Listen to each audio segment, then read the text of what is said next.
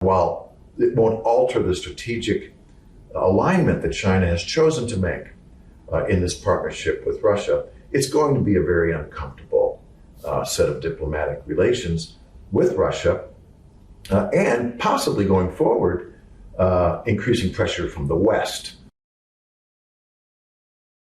I'm going to be looking probably for 2 or 3 things to keep my eye out for. First, of course, is going to be the sort of mandate granted to Xi Jinping by the party to continue his leadership role. But around that, we're going to want to see, is there any indication of a succession plan, expressed in some way during this handover to his next 5 to 10 years of leadership? And if so, who are these people? And is there an indication at all whether they might assume that succession within 5 years, within 10 years? So how long is Xi going to be around? And that's all going to be packaged in all kinds of triumphant and very powerful language about what a great leader he is and how wonderful it is that he's going to be continuing on in the role. It's going to really be a kind of final stamp of approval, I guess, about what's being called, the Xi Jinping era. That's going to be very interesting to watch.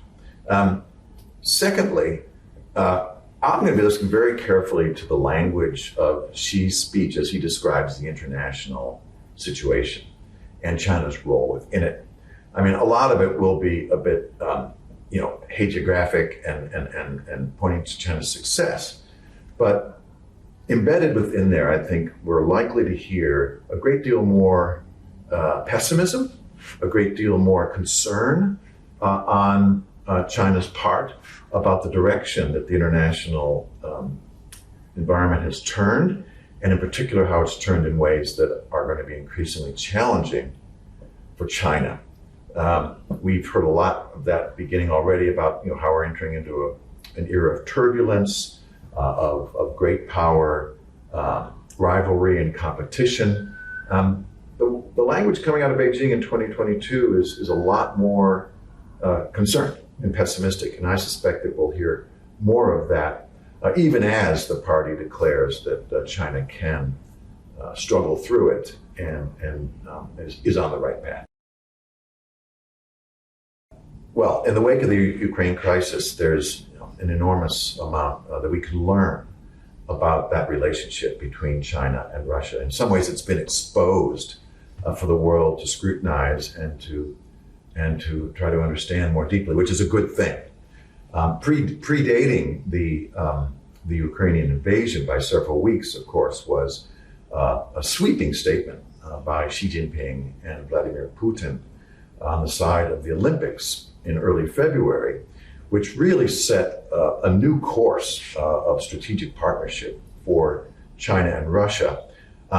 With the invasion, this puts China in a difficult position in many respects because it is stated that there's a no-limits partnership with Russia, but I can't believe that Xi Jinping thought that invasion of Ukraine was going to be a part of that.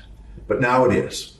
And like it or not, China is going to have to now continue its alignment with Russia, where it has invested enormous resources, political, diplomatic, economic, in that relationship, in the belief that it can be beneficial to China in its longer-term competition with the United States.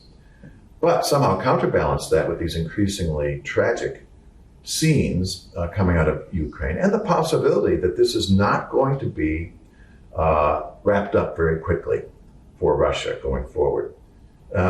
And all the while, China having to conduct these diplomatic and linguistic gymnastics to square the circle of how can you acquiesce to what's clearly a violation of Ukrainian sovereignty on the one hand, and China's traditional support for the inviolability of sovereignty and the need to follow the UN Charter and all the rest, versus this strategic alignment with Russia.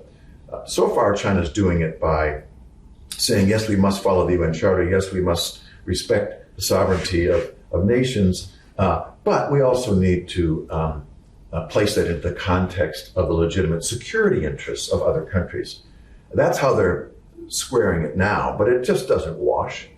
And I suspect that while it won't alter the strategic alignment that China has chosen to make in this partnership with Russia, it's going to be a very uncomfortable set of diplomatic relations with Russia, and possibly going forward, increasing pressure from the West for China to do more to rein in, Vladimir Putin and try to bring an end to this tragic set of circumstances. It's interesting. At the beginning, I think analysts and pundits thought that the Russian invasion was a kind of model for China because it showed sort of hegemonic bullying, a larger power simply moving in on a weaker power without much reaction from the West. That's how I think it was originally interpreted, and that Xi Jinping would draw positive lessons from that initial episode at the beginning. Now I think, seeing where it's all gone, certainly the extended wherewithal of the Ukrainian people, the unified and powerful reaction from the West to punish Russia, that all has to be interpreted as a negative lesson, I would hope, in Beijing about what might be in store for them if they were going to try to do something similar. And in some respects, an invasion of Taiwan would meet with far greater response, not only from Taiwan itself. It's not like crossing a land border to get to Taiwan. It would be a far more difficult invasion scenario, first of all. And they'd meet with a great deal more resistance, even than Ukraine is putting up for the Russians. But of course, you have the high likelihood that there would be intervention on the part of Western governments, unlike in Ukraine, unfortunately, at the moment. So it's not a quick win for Putin.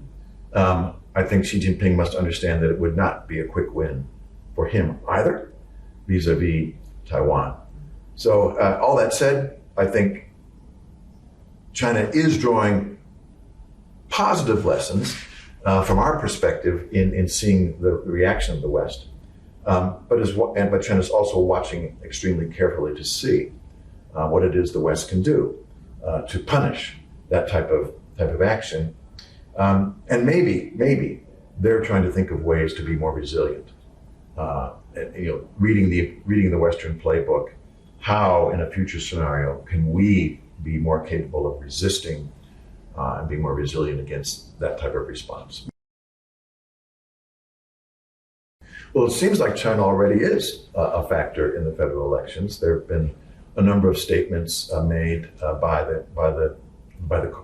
coalition leaders, which seem to raise up the specter of the China threat in ways that could be useful for their reelection prospects. Trying to pose the opposition, the labor opposition, as being weak on China. So I think we're already seeing this being wielded.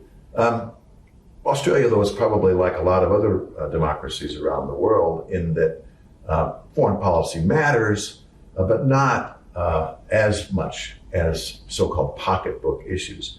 And let's face it, the COVID-19 crisis, global crisis, and impact on Australia has had a hugely negative effect for many Australians. That coupled, with the result, the still lingering effects of the bushfires. Now we have floods. I mean, I think many of these domestic issues are likely to be more powerful in voters' minds about which of these two parties they believe would be most effective. So it'll have some impact. I don't think it's going to swing the election strongly one way or the other. It could provide an opportunity, I think, given where the relationship is now, as a result of what we've been now 5 or 6 years of coalition leadership. No doubt, I would think Beijing would be looking for opportunities to see if there could be a new opening of some kind. That said, though, I don't think that a labor-led government would have all that much room to pursue a sort of, complete reset. I think maybe the language of the tone could be moderated somewhat. Maybe there could be some efforts underway to at least open up conversations through diplomatic channels that would allow for leaders from the two sides to actually meet and have substantive conversations with one another. But I think China has a lot of demands and would be expecting a great number of concessions, I think, from the new government to allow for a complete reset. And I just don't think politically or even internally within labor that's likely to happen because the demands are pretty high.